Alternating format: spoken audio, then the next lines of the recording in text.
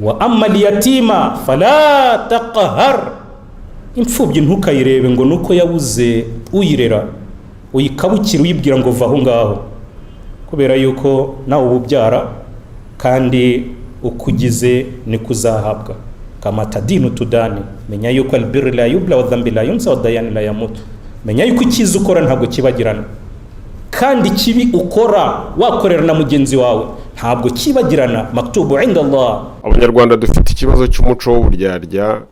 Iyo agatsiko k'abavantara bavuze ngo nta moko y'abahutu n'abatutsi n'abatwa aba mu Rwanda, ngiye bintera ikibazo. Mwebwe mu bitekerezaho iki? Ngewe nemeza ko ku isi hose nta gihugu kitabamo amoko, no mu Rwanda rero dufite amoko yacu yahozeho, ariho kandi azahoraho. Buri wese nta ruhare agira rwo guhitamo ubwoko ashaka, tubwisangamo kubw'umugambi na gahunda z'Imana. Ibyo mbabwira rero n'ibitekerezo byanjye bwite, kandi buri wese afite uburenganzira bwo kubifata uko abyumva. Ngewe nemeza ko nta bwoko bwanga ubundi. Hariho abantu banga abandi kubw'amashyari, ubugome n'inda byabo, bakabyitirira ubwoko babarizwamo, kandi atari byo. Sinzi wowe kubitekereza. Hari abo ndi buvugiye mu mazina yabo, bamwe bariho abandi baripfiriye. Nuko bagaya gusa nta rwango rurimo. N'ubundi mu Kinyarwanda hahembwa wakoze neza hakagawa uwahemutse. Nkiri kurebana n'umuco w'uburyarya, byaba ari karite cyangwa defo, ngewe uburyarya bwarananiye. Hari n'intumwa y'Imana yabwiye abasangirangendo bayo ko aho kubana n'indyarya wabana n'umwanzi wawe umuzi. Gusekana imbereka nka biriya twabonye hagati ya Ntamushobora na Rutabana si byiza. Uyu muco w'uburyarya dukomora ibwami ni mubi cyane, ukwiye no gucika. Umuntu yakwanga ariko akakubaha, ibyo nta kibazo. Ikibi ni ukukuryarya akakureshyareshya, nawe ukamwibeshyaho, yagucurwaho akakwica. Twikomereze rero kubirebana n'imibanire yacu mu moko. Ngewe nemeza ko ubwo bwoko bw'abahutu butanga abatutsi, n'ubwoko bw'abatutsi ntago bwanga abahutu.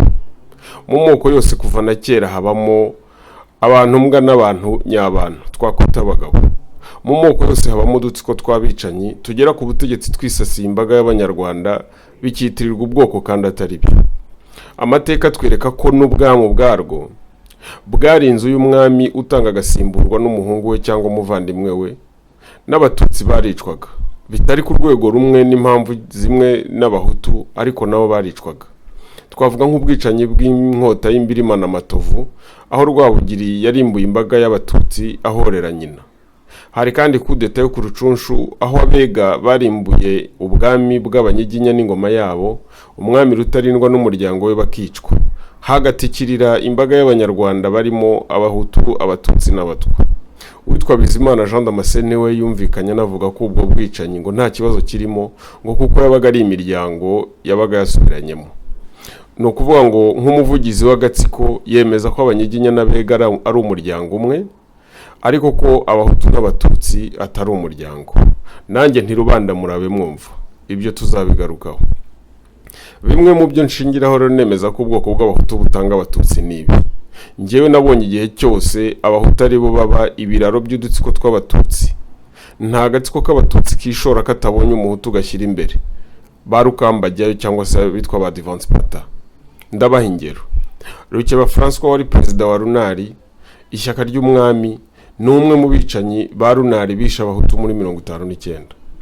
Rwagasana Michel ni mwene wabo na perezida Kayibanda, kandi yari umunyamabanga mukuru wa Runari. Ubu n'umwe mu ntwari za FPR. Kanyarengwa Alex n'umwe mu gatsiko k'abicanyi b'abahutu bisha abayobozi b'igihugu muri 73. Yari yarahiye ko atazongera kuvugana n'abatutsi, umusatsi we bamupfuye utaramera. Nyamara byarangiye ari uhetse inkotanyi kugeza naho ubwe ari ugiye gusinyana Habyarimana bya bipapuro byarusha. Bizimungu Pasiteri n'umwe mu gatsiko k'abicanyi b'abahutu bajujubije abanyeshuri b'abanyenduga n'abatutsi, ategura ihirikwa ry'ubutegetsi bwa Kayibanda.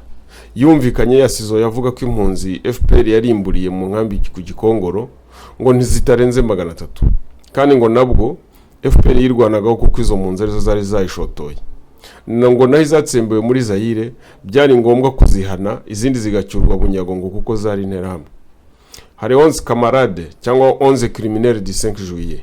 wongeyeho itsinda ry'ibisahiranda nka Sagatweri, Lizinde Theoneste, Sebatwara André, Zigira Nyirazo Prote, Seminega Fulgence, Kavaruganda Joseph n'abandi.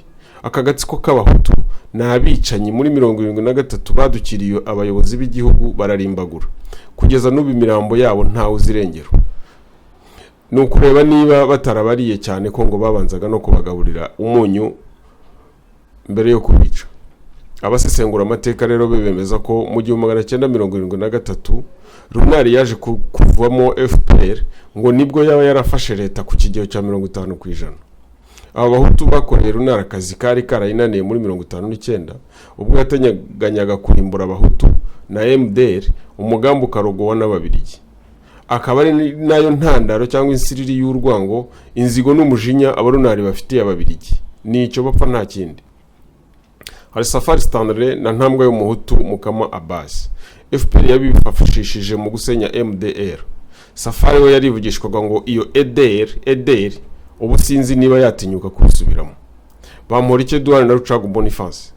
Aba nibo bacengeza amatwara ya FPR mu rubyiruko rw'abahutu kuko abatutsi bagira agakeregeshwa kabo bagezwaho n'akabarebe na Mubaraka. Gasana Anastase uyu wo mugoroba bamubwiye ko asimbuye nguri nzira Boniface niwo mugoroba yari yasinyiye kwirukana ingabo z'abafaransa zari zirenze umujyi wa Kigali. Nawe yari mu bavugiye mu magambo adakwiye muroni asaba kugere ku rusyo rwa genocide ku bahutu. Uwizeyimana Evode wo ku Ntenyo yabatije FPR akazina kayikwiye kagatsiko k'amabandi yitwaje intwaro. Isari yaje kumusumbana isesemi yibetaho bari kumwe ashyira nzira taritari ni Kigali ngo ba ibiwe abyita ubwenge nyamara utazi ubwenge ashima ubwe. Yageze yati abazura kabuze birabareba nikabanukira. Evode uyu niwe wafashe kagatsiko k'amabandi agafasha gukora coup d'état constitutionnel u Rwanda rugira ubwami bwa Kagame kugera mu 2034. Rwarakabije Paul na Ngendahimana Jerome. Abasirikare je ntarabonera izina kuko kubita ibigwari bya wabututsi bigwari hari ukundi bakabaye bitwa. Bari bayoboye Roberiyo yatumaga agatsiko k'amabandi b'abavantara kataryama. General utari ufite ikintu abuze mu ngabo ze, utari ufite ikintu na kimwe agiye gusaba muri FPR, ariko agahaguruka kabe agakebereza akajya gucungishwa imbohe z'abahutu yakabaye abohoza. Asize ingabo ku rugerero. Ajya kuvuga ko uko FDR irya nuko iryama. Kuvuga FDR ntiyongeye kuzura umutwe. FPR ihora iyikoramo yayihinduye nk'urugo rw'umupfakazi. Jerome we yasizanisha mugenzi we Colonel Haguma amudishya imigiti yamuviriye mu rupfu. Navuna abandi Prosper wahoro gusa ko ari umunyenduga. Rwarakabije na Jerome batumye FPR ibyina insinzi itarwanye. Habyarimana Juvenal no umuhutu w'umwunguru umugenerali akaba n'umuperezida. Sinzi impamvu uyu muperezida FPR itamugira intwari kandi ntacyo atayikoreye. Yarwaniye Runari kugeza ku munota we wa nyuma. Ubwo FPR yamuhanuraga mu ndege kandi nabwo avuye kuyikebera ntacyo atari yayihaye. Habyarimana muri 1972 yanze ko ingabo z'u Rwanda zitabara abahutu bicirwaga mu gihugu cy'u Burundi, imirambi imwe itunze ku migano ireremba mu ruzi rw'Akanyaru. Habyarimana Juvenal yahiritse Perezida Kayibanda ku butegetsi anamwica nabi. Ubugome n'ubu budafite ibisobanuro. Habyarimana Juvenal n'agatsiko ke baburiwe ko nyuma yo gufata Uganda hazakurikiraho u Rwanda banga kumva, bafasha Kaguta Museveni guhirika Obote wa Uganda. Nyuma muri kwitaki 20 z'ukwa gatandatu muri 1991 niba atari na kabiri, Habyarimana ajya kwambika Museveni umudari w'ishimwe. Ushobora kuba yaramushimiraga ko yamuteye. Bivuga ko Habyarimana Juvenal yasabwe gusubiza ubutegetsi abaturage akumva ko ngo yaba bushubije abanyenduga. Ataho gusubiza ubutegetsi abanyenduga abo batutsi bazaze babufate.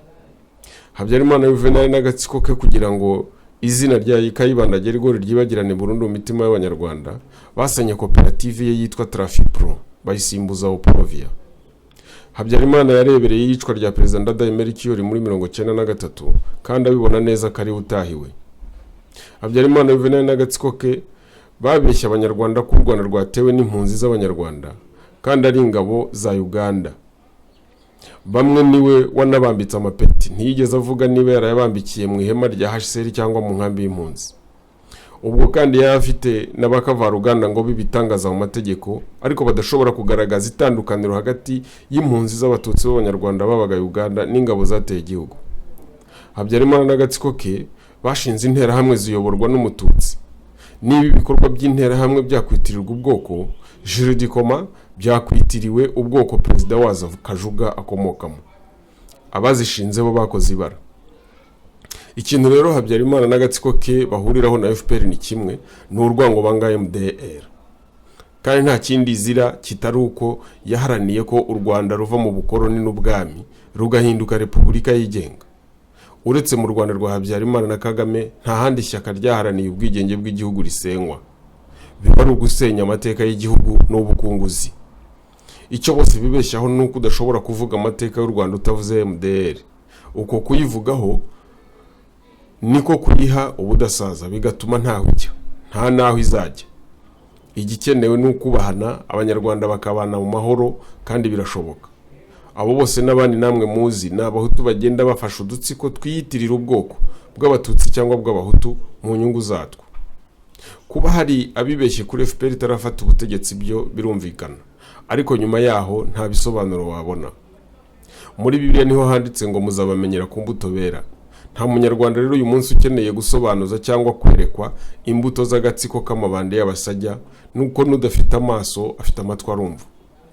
Hanze naho hari abahutu bavuga ngo bahunze FPR ya Kagame, ariko ukabona batengase Nyamwasa w'umugande, bazi neza amaraso y'abanyarwanda yamennye. Kandi bamwe ngo bananyuze imbere y'abigisha benshi. Ntimumbaze ibyo bakuyeyo, nanjye mbabona ntyo. Ntimumbaze niyo bamujyana ribera kurora. Ababicanyi nubwo umwe ari umunyarwanda undi akaba umugande ni bamwe, ariko habayeho amahitamo, Kagame yaruta Nyamwasa inshuro nyinshi. Aba bahutu bose basa n'abatigirira icyizere, FPR ibagura ku giciro giciriritse nk'amabuguma yo muki. Nibo bahora bavugirwaho banyegwa ngo ni abahutu beza, nabo bagaseka. Reka mbabwire icyo nabonye, namwe muzakigenzure muzambwire.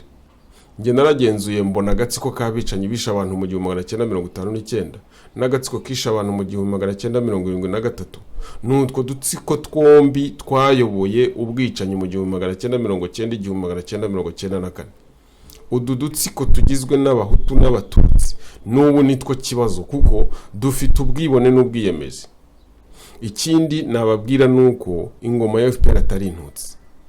Ibaye yo ntitwakumva umuhutu nka Bamporiki mugasuzuguruka nuka joga n'nyega Kizito ngo akamasa k'inkungu zigashoka izindi zitashye, ngo intabazirira ku muziro n'andi mateshwa. Ntitwamwumva atumwa kuri Madame Damage atagiye no kunyomoza ibyo avuga, ahubwo ngo agiye kumusaba ngo bifotozanye. Ntabwo Siyeri Kabera, Rwisereka, Semadwinga, Makonene, Mupende, Metre Toyi, Dr Gasakure, Rwigara n'abandi bakwicwa urwo bishwe. Ntabwo Dom Shahidi yababoshywe nk'intera hamwe. Sayimana Kariste Sankara ntababoshywe nk'ikihebe. Bahati Innocent Musa ntiyari giswangwa bure. Karasire Mabure ntiyavanwa ku kazi ngo afatwe nk'igicibwa. Madame Damange ntaba aboshywe azira ibitekerezo bye. Muzehe Rujugiro ntiyateshwe ibyo ngo byigabizwe. Umuryango wa Rwigara ntago ubujujubya.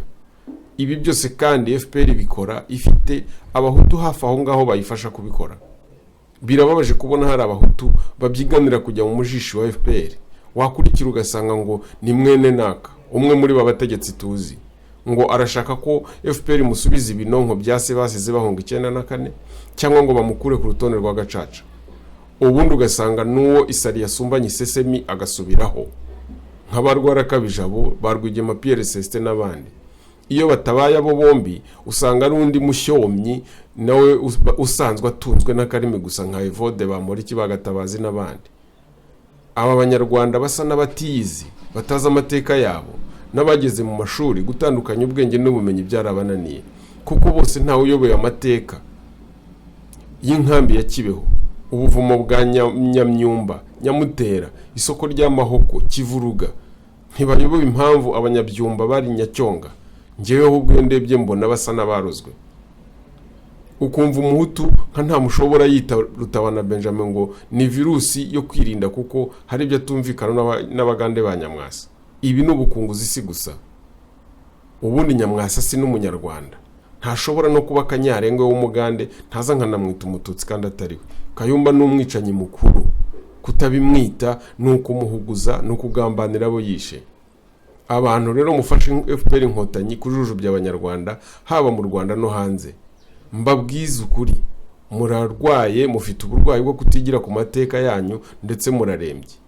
FPR itaragiriye impuhwe Rando, ntizigire Rasiyeri, ntizigire Gasakure, Rwigara, ntizigire General Fred Rwigema, umwami Kigeli Ndahindurwa wa Yuhi Musinga, wa Kigeli Rwabugiri, wa Mutara Rwogera, wa Yuhi Gahindiro, Kamibambwe Sentabyo, wa Kigeli Ndabarasa, wa Kirima Rujugira, wa Rwaka, wa Yuhi Mazimpaka, wa Mibambwe Sekarongoro, wa Kigeli Nyamuheshera, wa Mutara Semugeshi, wa Ruganzu Ndori, Rwandahiro Cyamatare, cya Yuhi Gahima, wa Mibambwe Mutabazi, wa Kigeli Mukobanya, wa Kirima Rugwe, rwa Ruganzu Bwimba. Harya wowe wa musopewe, Muhutu Mututsi, iyo FPR kugirira impuhwe urinde wayikoreye iki? Ntabwo muri bazima, murakina ku mutavu w'urupfu. Kuba tutavuga sukiri twiri mu busa, mu buzima ubuntu mugaba imenya, burya imitima yacu yuzuyemo amaganya.